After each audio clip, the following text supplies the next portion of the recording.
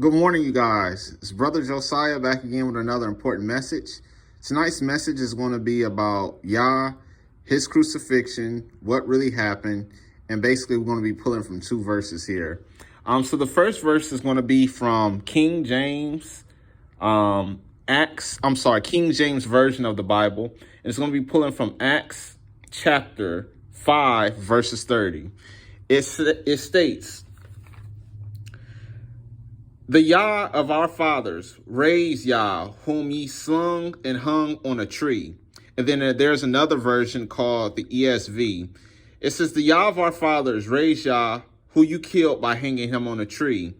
Now, I know a lot of people are so accustomed to wearing crosses and having these necklaces and stuff on with a cross like that, which I totally get it. You guys are trying to represent your faith, which is nothing wrong with representing the faith. But here's the thing.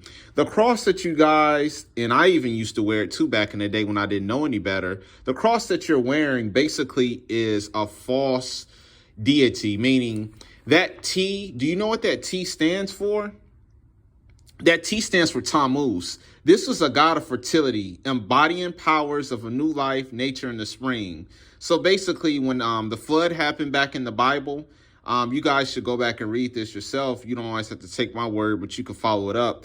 Nimrod was a god, or a false god, excuse me, that went against Yah when the flood happened. And I think a lot of people, we get carried away, like I said, with these crosses and things like that. But guys, when you guys are wearing this, and if you are wearing it now, I just advise that you would stop. You're basically representing Tammuz. So then let me break two more things about this false deity. Number one, he was involved with sun worship, which is the sun that we look at. Now, back in the day, there was all kind of religions like there is today, but they worship the sun. So in today's society, it'll be called, as the New Agers say, sun gazing. Now, I know that we need sun for vitamin D, and we're supposed to, I guess, get 10 minutes or something like that. But there's a big difference from getting vitamin D compared to what this Chauncey Nimrod, a.k.a. Tammuz, what he did.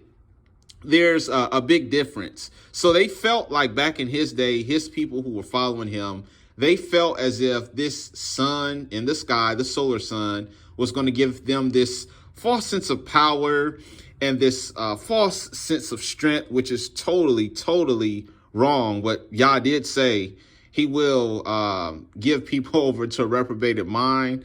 And maybe that's what happened with this Chauncey Tammuz. On top of that, I don't want to make this a race thing like black and white or Mexican. I just kind of want to put it in its perspective for the African Americans who could be watching this. A lot of our African Americans, think about it. Yah was black. It was in Revelations, I want to say 1 chapter 17. I'll maybe put it in the description box that teaches what Yah's true color was.